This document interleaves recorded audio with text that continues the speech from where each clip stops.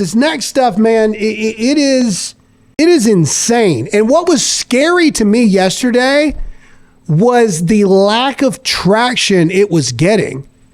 What was terrifying to me was it should have been the #1 trending thing, and you can kind of barely find it. Declassified files show Hillary Clinton personally signed off on the plan to link Trump to Russia in 2016. Todd's going to read this for you. And just so you know, HRC, that's Hillary Rodham Clinton. Mm-hmm. Okay, that's what that means. It's just like when we're talking about the Secretary of Defense, we say SD. Yeah. SD said and this. Let's do this for a second. So this is from a guy named Leonard Bernardo. And if you're wondering, because we need to frame this up for you. If you're wondering who this guy is, who is Leonard Bernardo? Well, he is the senior vice president for a company called Open Society Foundations. If you're wondering what that is, you can see Senator Palpatine, George Soros, right here. So this is who it's from. But from Leonard Bernardo, on July 27, 2016, Hillary Rodham Clinton approved Julia's idea about Trump and Russian hackers hampering U.S. elections. That should distract people from her own missing email, especially if the affair goes to the Olympic level. The point is making Russia play a U.S. domestic issue, something like critical infrastructure threat for the election to feel menace, since both POTUS and VP POTUS have acknowledged the fact IC would speed up searching for evidence that is regrettably still available. However, there seems to be signs GRU penetration. They appear hardly skilled, incompetent, bumbling idiots, and somebody called them, in absence of direct elements, CrowdStrike and Threat Connect will supply the media, and GRU will hopefully give or hopefully carry on to give more facts. That was the first email. Yeah. All right. Keep going. Keep going. It gets worse. Here's the second one. Again, from Leonard Bernardo.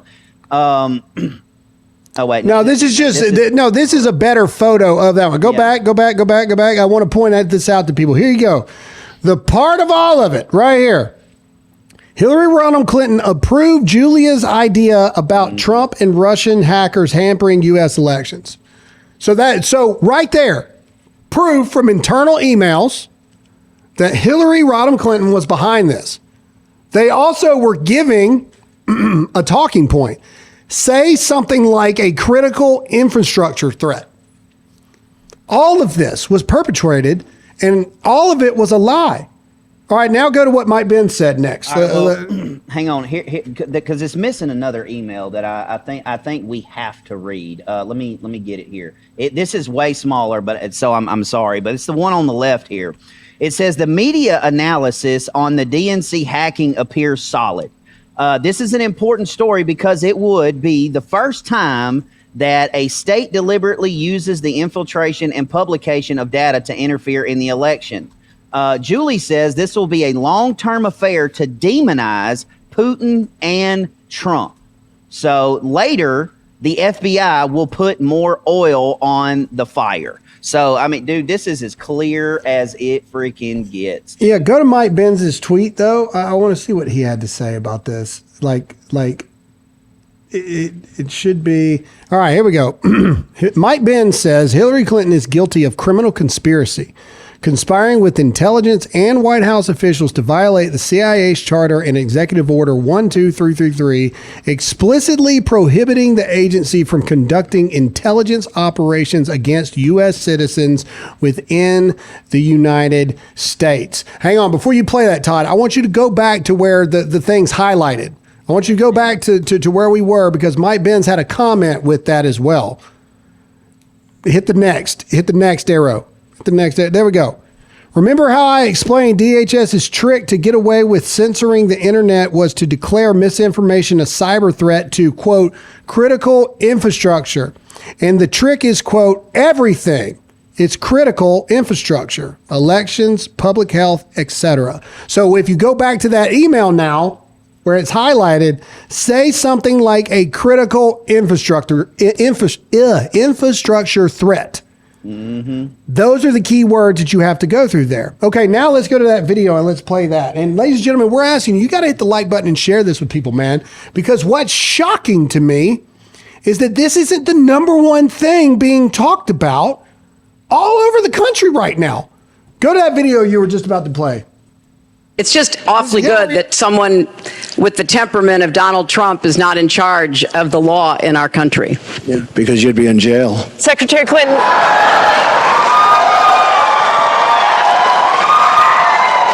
We want to remind the audience. Oh, there we go. All right, Todd, your internet sucks, bro. Oh, no. There that we was go. y'all. That wasn't me. Dude, it wasn't us. It was you, bro. It kicked you. It didn't kick me. I stayed strong. It didn't kick us. What we saw in the chat was moving the entire time. All right, here we go. All right, go back and play the clip, the clip, because we didn't get to hear it because something bad happened. Play it.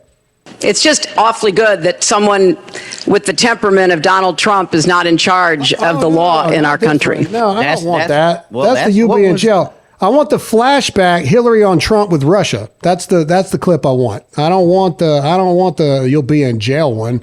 All right, well, hold up. I got it right here.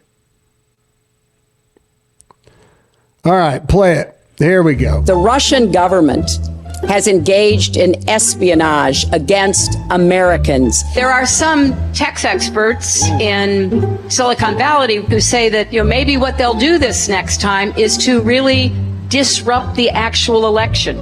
Are you surprised Donald Trump's admiration for Vladimir Putin? I'm surprised and I'm deeply disappointed. The latest accusations about them conspiring with Russia, or it's what a classic... Pause. Okay, so the latest allegations, she did it. She made it up. 100%. And everybody went hook, line, and sinker with it. Here's Nancy Pelosi, a flashback on Trump with the whole Russia collusion hoax.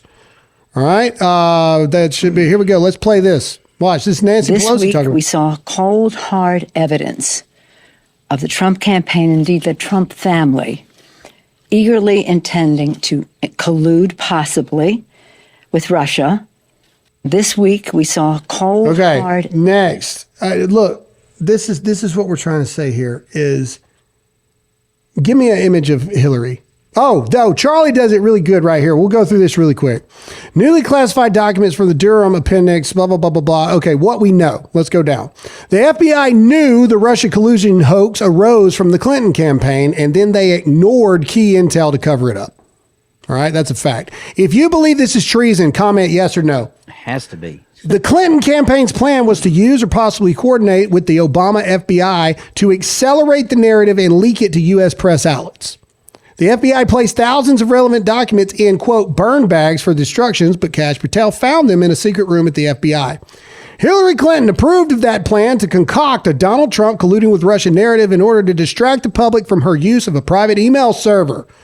The original DNI report from late 2016 rightly said Russia didn't favor Trump and didn't work to elect Trump, even holding back damaging intel on Clinton. Obama nevertheless ordered a new report be created that tied Trump to Russia.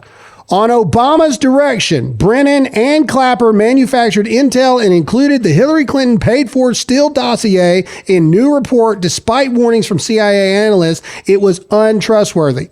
Chairman Grassley calls this, quote, one of the biggest political scandals and cover-ups in American history. My question to you, ladies and gentlemen, is how much more evidence do we need to lock Hillary Clinton up? How much more evidence do we need to perp walk Barack Obama? How much more evidence do we need to put in handcuffs Comey, Clapper, all of these people? How much more do we need?